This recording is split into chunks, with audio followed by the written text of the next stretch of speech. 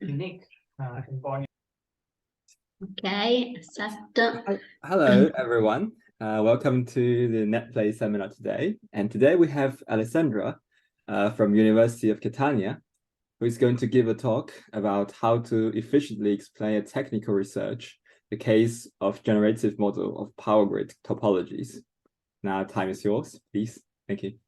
Thank you very much. Okay, so good afternoon, everyone. My name is Alessandra Corso, and animation are not... yeah, just a moment. Okay. Now, can you see the test? Okay, thank you. So my name is Alessandra Corso, and I'm a first-year PhD student in System Energetic Computer Science and Telecommunication Engineering at the University of Catania here in Italy. So now I'm going to present you these slides divided in two main parts.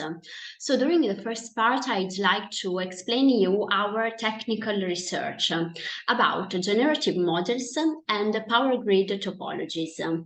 During the second part of this presentation, I'd like to talk with you about the challenge of efficiently communicating something, an information, by transmitting an information to a varied audience.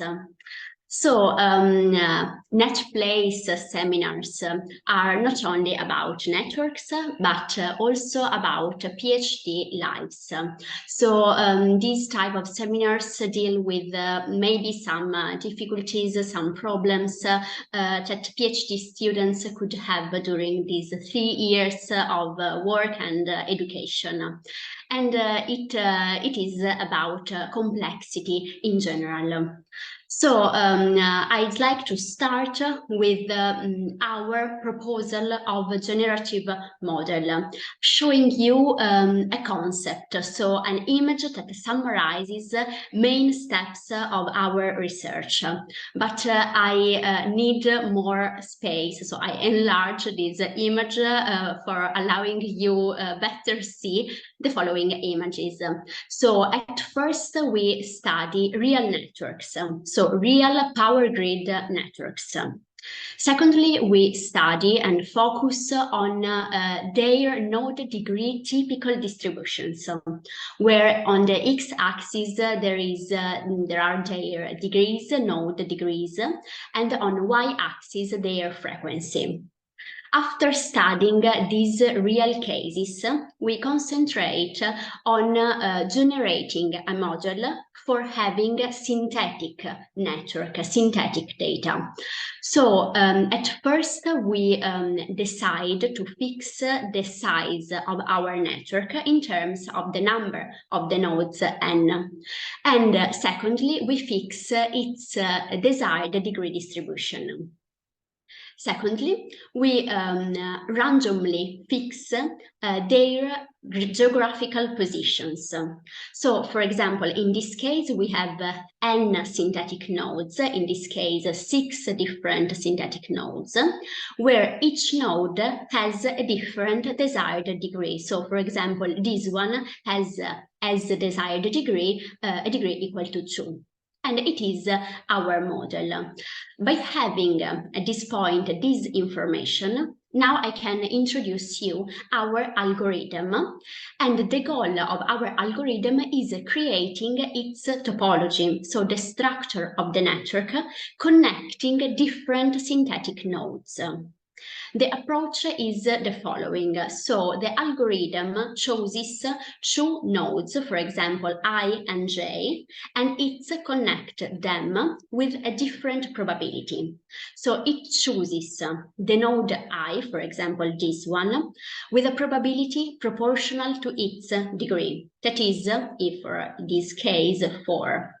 And the second node J is chosen according to a different probability, proportional to the inverse of their geographical distance. In this way, the first link is created, the same procedure is repeated in a recursive way until the final topological, final structure of our synthetic network. So these are main steps of our research. We can return to our structure of these slides. At this point, I'd like to, I can go into detail by starting from the first step, the study of real networks. So in this case, we focus on European power grid networks. And specifically, we study 5 different power grid networks, from the Spanish case to the French power grid, Italy, Germany plus Czech Republic, and then Poland with some geographical areas of Eastern Europe. So as shown in the previous concept, where there were main steps of this research, at this point we study their typical degree distributions. So as shown in these images, you can see that there is a typical distributions in real power grids, because there is always a local maximum at very small degrees. For each of these cases, it is equal to 2, and it is a typical real power grid distribution. So at this point, we study the real cases according to our power grids, and then I can introduce you our algorithm to create synthetic data. And it is our pseudocode describing our algorithm. So as shown before, the first step is fixing the number of synthetic nodes n and the desired degree, its desired degree distribution. It is the input of our algorithm. Then, after randomly fixing geographical position of these synthetic nodes, we want to that the algorithm has as output the adjacency matrix A of the synthetic network. So the adjacency matrix A is a matrix describing the structure, the topology of the network, because when we fix an edge between 2 nodes I and j, it means that in the adjacency matrix the element ij is put equal to 1, and it is 0 otherwise. So at this point, we can start with our algorithm as shown before. 2 different nodes are chosen for make the first edge according to different probabilities. Once chosen these 2 nodes, we fix the corresponding element ij in the matrix A equal to 1, and vice versa for the element ji. And vice versa, because the edge and the entire network is undirected. Another important parameter, alpha, in this case, is another important input of our algorithm, because the higher the value of alpha, the less it is likely to connect far nodes in the synthetic network. So this procedure is repeated in a recursive way until obtaining our final structure, synthetic structure. So actually we obtained some synthetic networks, and I show you 5 different examples of these synthetic networks. So for example, the F case, the G case, until the dimension is increasing according to the size of nodes, the quantity of nodes in the network. As seen in the real case, at this point we can compare these results studying their degree distribution. And they show like these images. we can see, and at this point we can verify, that their degree distribution is very similar to the real case, because it is the typical power grid real distribution with a local maximum at very small degrees, as shown before in the real case. We summarize our results in this table. So by writing some values for these 5 examples for synthetic networks, writing the number of nodes, so from 100 in the first case to 400 in the last case, and a different number of edges in the network, so this one. We compare these results to real power grid networks. So from A to E case. In this case, we have a different number of nodes, we have a different number of edges. And now we decide to analyze 4 different topological properties.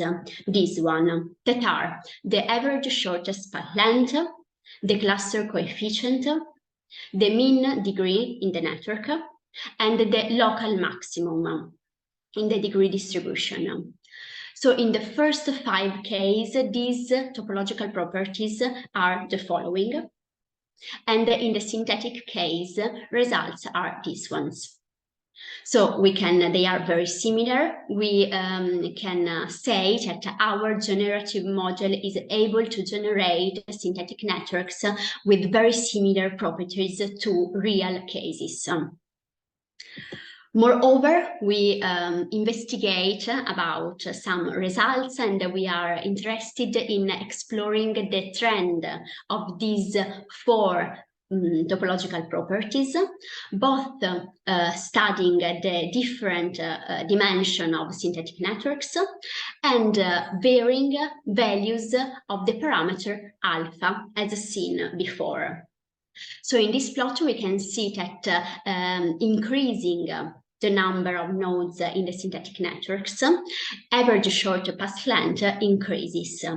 And the same pattern is verified also for cluster coefficient.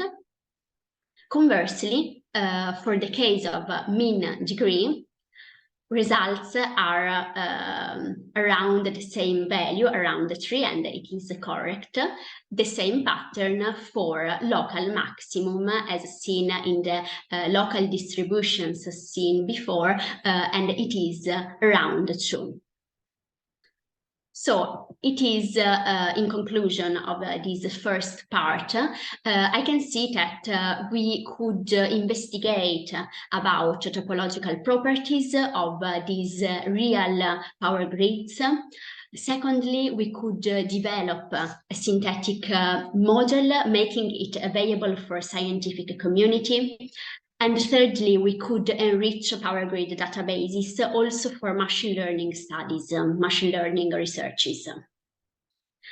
So now I want to predict a possible question of yours. So what is the tool you used to make this presentation? And the tool I am ready to share with you my secret, because the tool I used is only PowerPoint. Yeah, it is only PowerPoint. It is a very simple tool, a very simple instrument to use.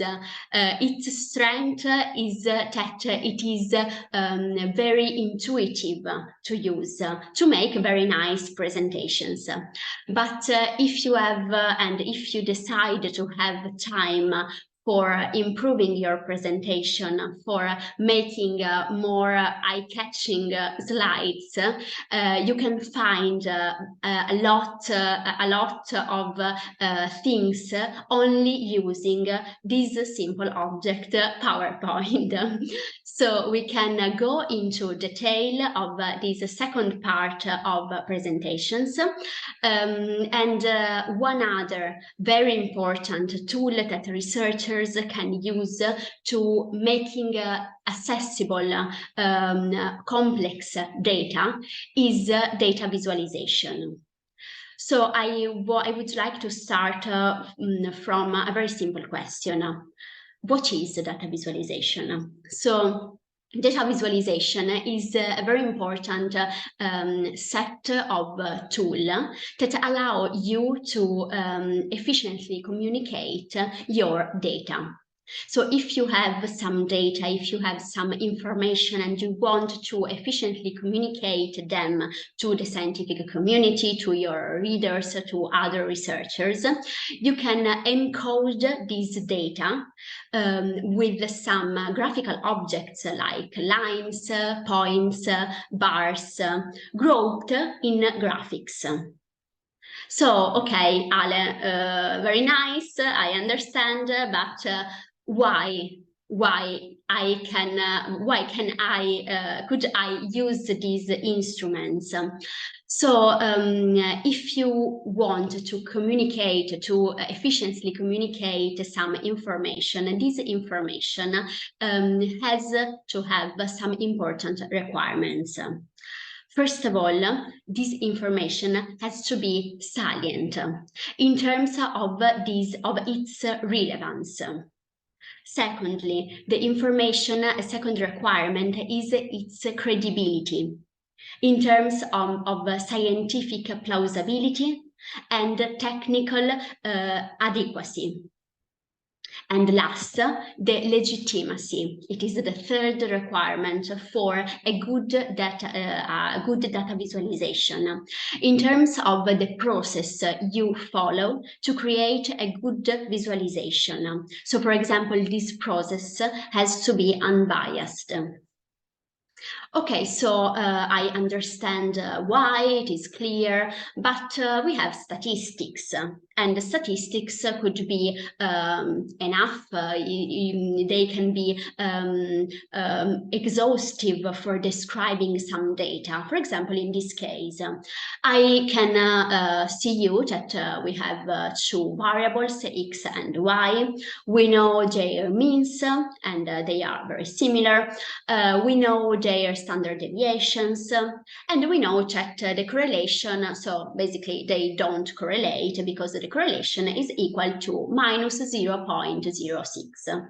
Okay, and we imagine a cloud of points in the x, y plot, maybe something like this. So it is these two variables are not correlated. The means is this one, okay, it is all clear.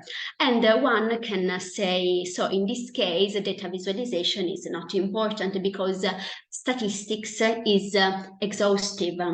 But what do you see if I show you that the same statistic describe also this case? And this case, this set of data is very different from the previous one. So the statistics is the same, but the visualization is very different, and the message that I transmit to my audience is very different. And maybe the visualization is more efficient in this case. But the same statistic describes also this plot, this set of data, and it is different from the previous one, but also a star, and a star is very different from all previous examples. So it is very important because statistic is not exhaustive. We have whatever you want, 2 lines in other positions, more than 2 lines in whatever you want, a circle, 2 circles, an X, different patterns of data describing the same thing if you want. But the more funny thing is that these statistics, these approximations of data describe this one, this guy has these statistics, and if you want to enjoy with this data set, the name is Datasaurus for this reason. And the first author investigating about this phenomenon is Alberto Cairo. The last question for this chapter about data visualization is how. You have no excuse because there are a lot of instruments for making good data visualizations. From Python to MATLAB to R Studio. They are very simple if you want, because they are user-friendly tools. So they are simple to use also for researchers that not have a computer science background. But through these instruments, you can make very good visualizations. So by summarizing, we have spoken about PowerPoint tool. We spoke about these data visualization objects.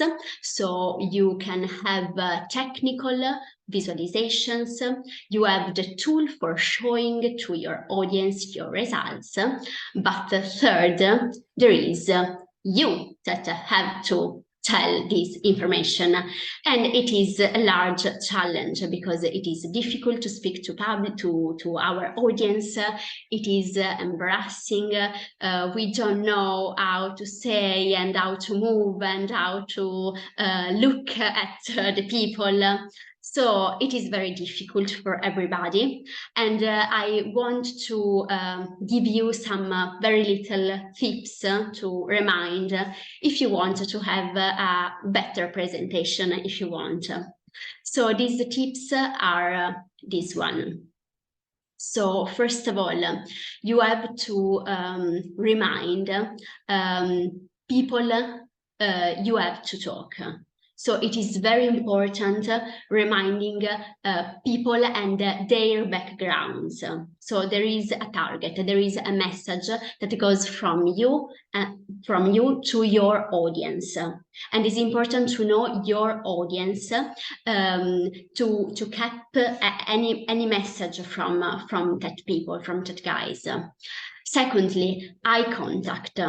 So if you are explaining something, it is necessary, in my opinion. It is one of the most important things to look at your audience, and it is important to have the feedbacks from this audience.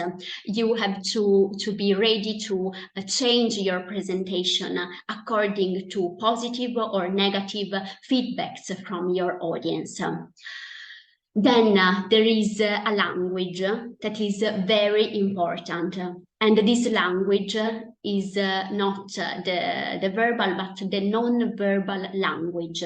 So our body in the room, in front of our students, our audience, our colleagues. And it is important the consciousness of our physical presence. For example, it is important to not have any obstacles between the audience and us, because it is very important that there is a direction, and the communication is more efficient if the direction is towards the speaker without any obstacles. And then, but secondly, verbal language. In these terms, it is important what you are saying, obviously, but how you are saying this message. So from one hand, it is important the volume of your voice. So I think, for example, I look at the forest guy in the room, and if my voice can go to the forest guy in the room, it's fine. And the second thing is the tone. So you can imagine your voice like something that starts from your stomach, and there is a vertical line. If you think about that your voice it is not true that the voice can go from the stomach to the head. In this case, it is not good. Also for your voice cord, and the day after it is something that. But you have to think about a vertical line from the stomach to the feet. And in this way, I appear more confident, and maybe I am more confident to arrive to all people in the audience. So they are very little tips you can maybe remind for your next presentation. And it's fine. I want to thank you for your time and your attention. If you have any question, I'm happy to answer. Thank you. Thank you, Alessandra, for this great talk. And so, is there any questions to the first part of the talk? Maybe we can discuss the research first, and then we can discuss the second part. So, any questions? Feel free to unmute yourself and. Hi. Hi. Hey, thank you very much for the talk. Very interesting. I wonder, I mean, you mentioned the similarity between real power grid and your synthetic model, but what is the effect of a real topology? I mean, what are the difference between because your topology was a square, if I understood well, or not? Yeah. Okay. So, for example, in this slide, so we have real networks, and it is very simple to say that to see that these node positions are geographical. So I decide to group my European data in 5 examples according to their geographical position. So we can identify here Portugal and Spain, France, French, Italy, and others. In the synthetic case, we have, as you say, a sort of squares, because we have to make a decision. So instead of making these positions randomly in different spaces, we use a tool for fixing this random position within a square of one dimension. So it is a convention, if you want, but it is necessary to have the same starting points from all cases. And then within this square, geographical position are randomly decided by the algorithm. So it is the reason why they appear different, but topological characteristics are then similar to real cases. Okay, but there are differences or not? I mean, they are similar, okay, but it has an effect or not? No, the fact that they appear in this square doesn't show any difference in terms of topological characteristics. The most important topological characteristics describing real power grids. Okay. Okay, thanks. Thanks. Sylvia? Hi, thank you, Alessandra, again for your presentation. I have a curiosity about the slide with the results, the real and the synthetics. The table? Table, yes. Okay. I was wondering, are you thinking about a measure to quantify how much the two measure the real one and the synthetic ones are similar or not? Are you thinking about some, I don't know, statistics or visualization or whatever? Because it's a very good point. At this moment, we summarize these results in these visualizations for comparing different results for according to a specific parameter. Perfect. but in this case, there isn't a specific parameter describing the very difference between these two cases. But I have to think about this point because it can be very interesting to fix only one thing to describe all these topological characteristics. Thank you. Thanks. Good. So first of all, great. I liked it a lot. Easy to follow. So there was a showcase of how to effectively explain. My real question for the technical part is about what did you fix in the synthetic examples that managed to match the real case? Because, for example, let's say, so first of all, there was like, I think in the algorithm, you said that in the input, you have the degree distribution. And then in the synthetic networks, you obtain, right, like, the degree distribution is an input. Yeah. And then when you compute the synthetic, like you simulate the synthetic networks, you obtain different degree distributions. But the degree distribution doesn't depend on the adjacency matrix or whatever output you have there, because it's already in the input. The degree distribution will bring you the degree distribution exactly. I mean, it's the same word. So Yeah. I don't know, how did you get different degree distribution? How did you choose them? Or and with this, same as with the degree distribution, also other ones, like for example, the ratio between number of links or other stuff that you can get from the data instead of you have to process some choices that you have to make sometimes. I don't know, which choices have you made? So that's my question. Okay, clear. Thank you.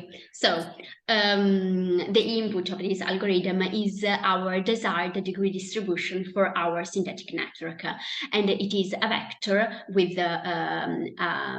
some values, and their size is equal to from k1 to kn, where n is a priori fixed as the synthetic network dimension.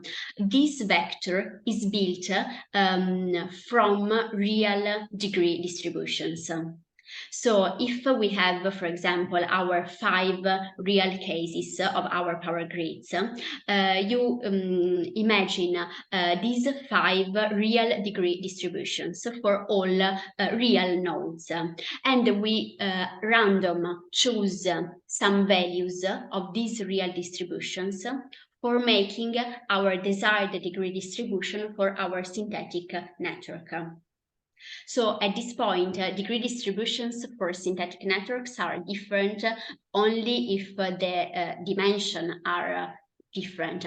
Then there is a random parameter. So at any cycle of the algorithm, the result is different.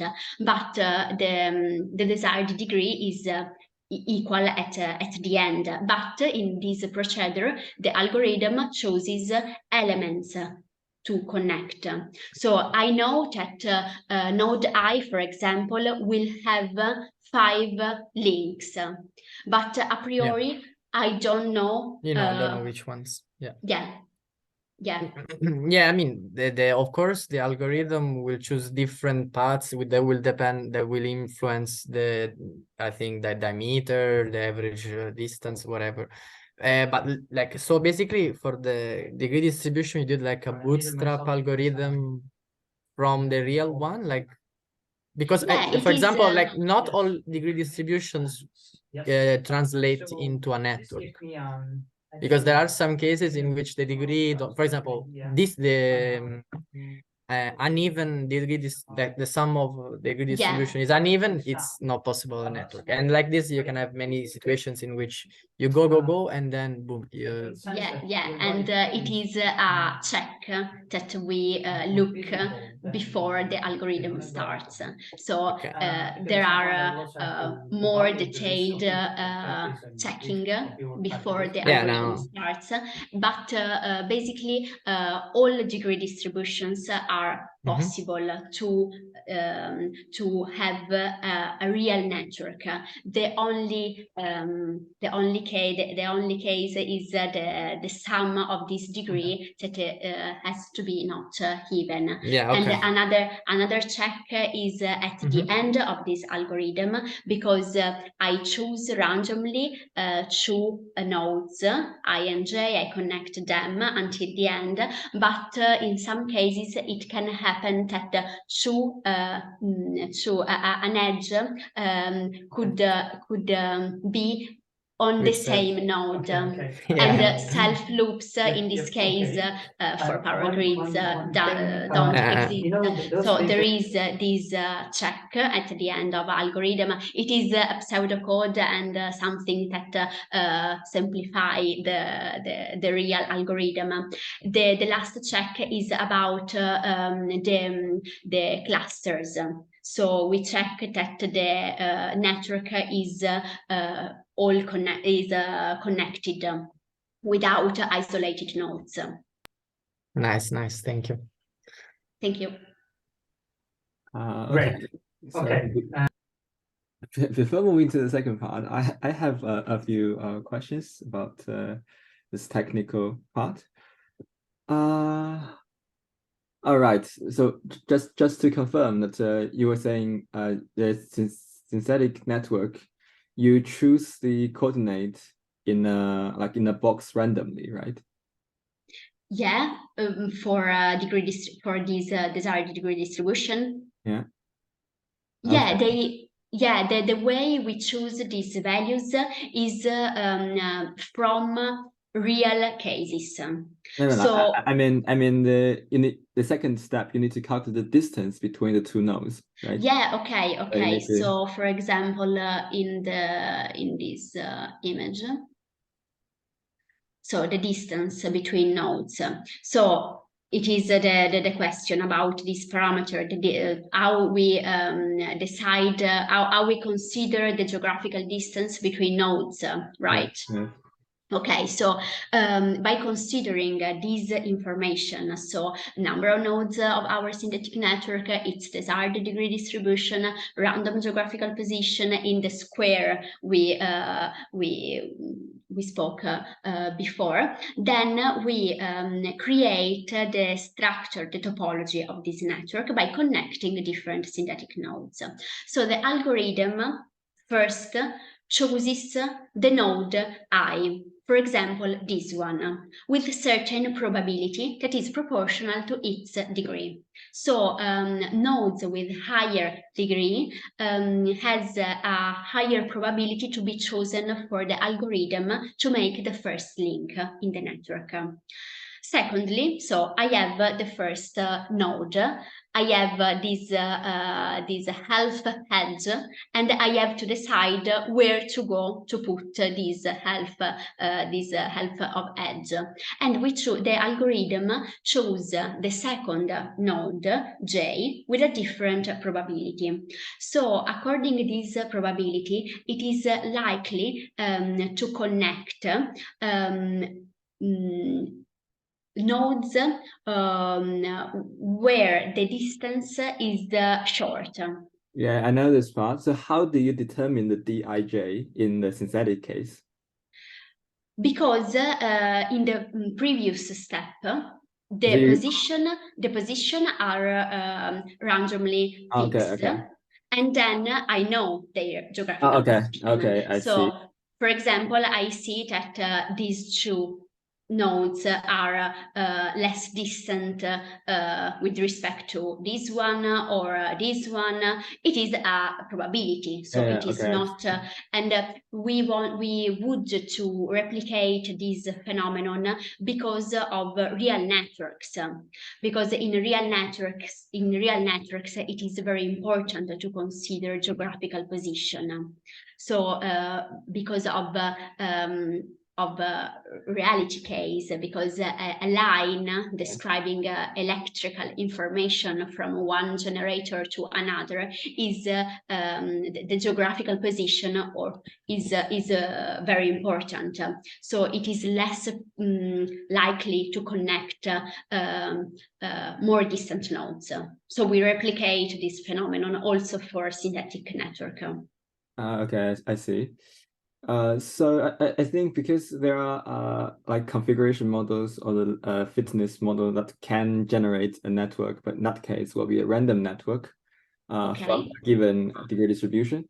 But indeed, like in real networks, it's different from a random network in the sense that in real network you have, for example, degree correlation, you have local clustering, etc.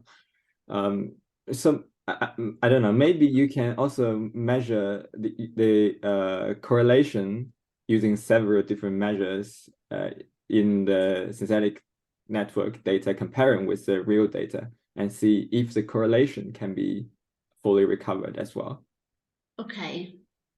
Yeah, it is interesting. So do you speak about a fitness model? It is a different type of generative model you mentioned before.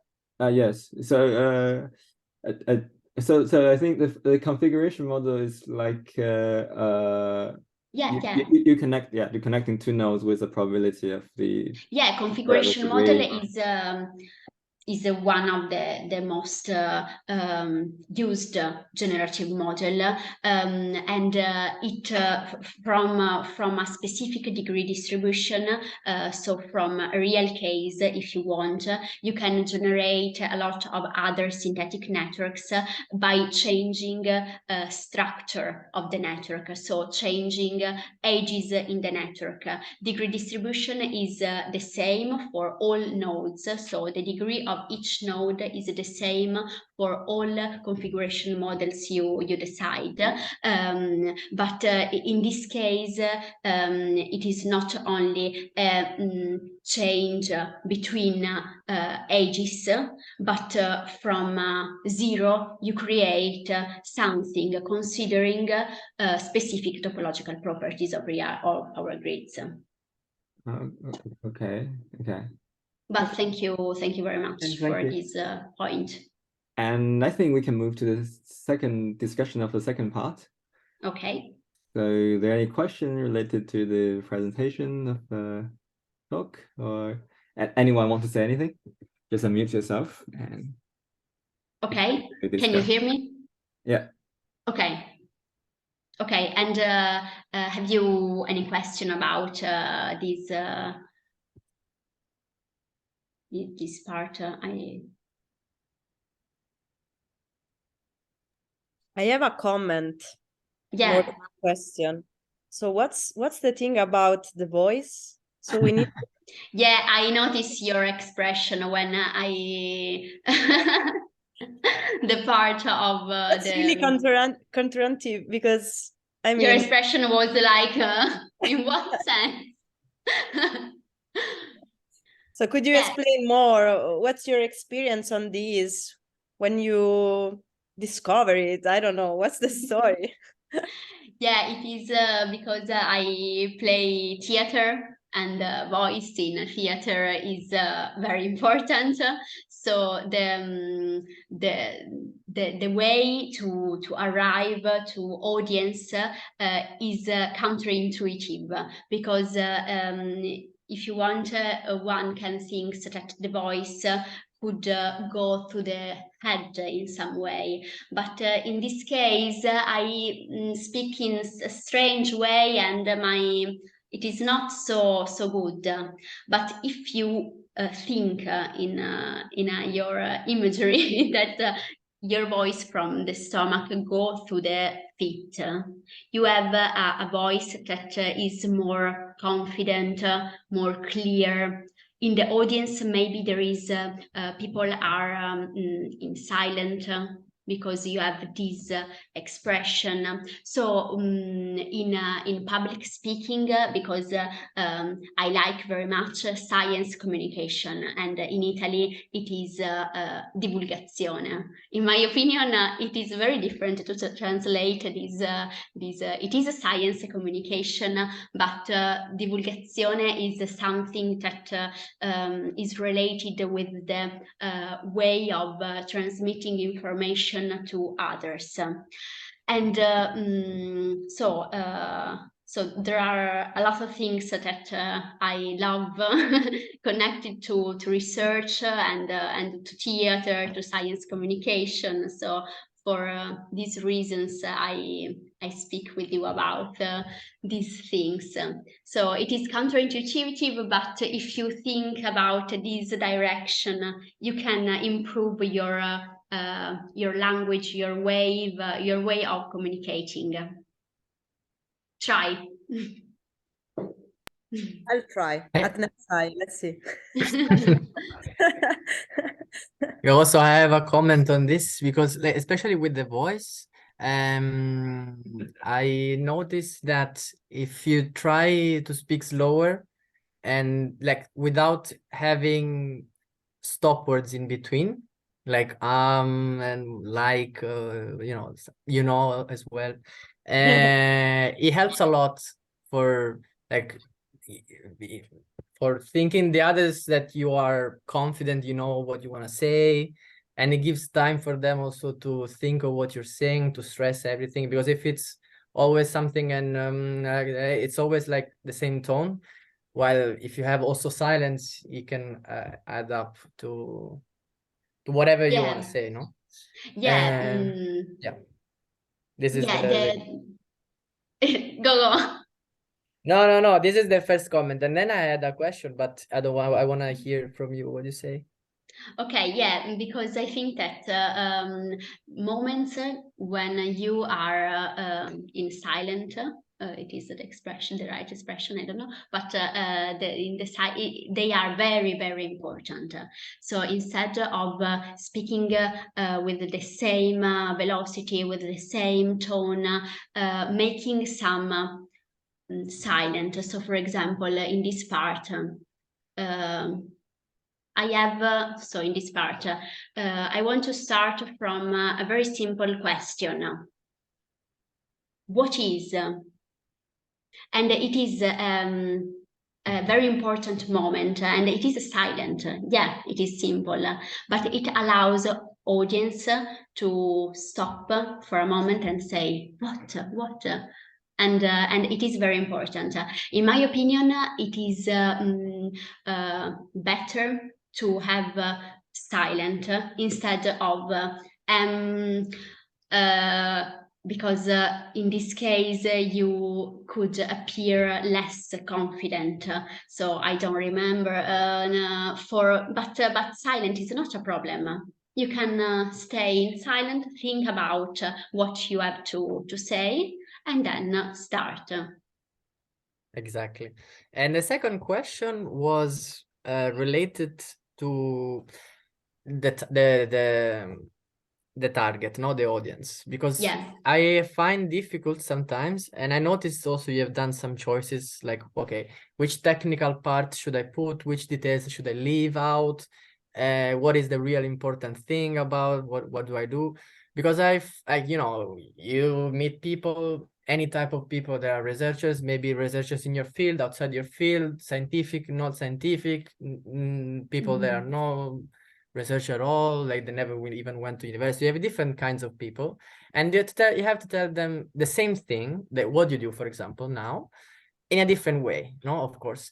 And it's hard to find the good level of details that you wanna use in your explanation of your research to them, because I mean you have like 2-3 minutes, you want to say what you do in 2-3 minutes, but depending on the person you have in front, it changes a lot and it's very hard. I don't know if you have any tips on how to scale this, because it's very hard. So it is very difficult. It is very difficult because especially in our case, our audience typically are very different. So researchers' backgrounds are very different from technical, from maths to computer science to physics to, so I don't know. So it is difficult. I think that there is not any complex thing that you couldn't explain. So you can explain everything at all levels of details, but it is harder. It is my opinion. The important thing of the audience in general, for all audience, for students, for colleagues, is in a way forgiven your background and adopt audience point of view. So in a way, you obviously know where you want to go with your information for saying something, but in a way you have to forgive about other things and think about a person that is in the middle. So you can, instead of thinking about all backgrounds, you can concentrate on a single middle person. So, for example, in science communication, when I communicate very different scientific things to students from all departments, and to adults and children, it is very difficult. And for example, one thing is, for example, I think about my grandma. Because my grandma is someone that is in the middle, because she's curious, but she doesn't know some technical thing. So instead of thinking of all students in the university, and it is so difficult, I try to identify or a real or an imaginary person that can summarize all personalities in some way. Yeah, that's a good insight. Yeah, thanks.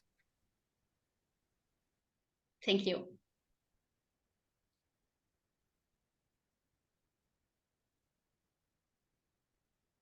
Are there any other comments for the second part?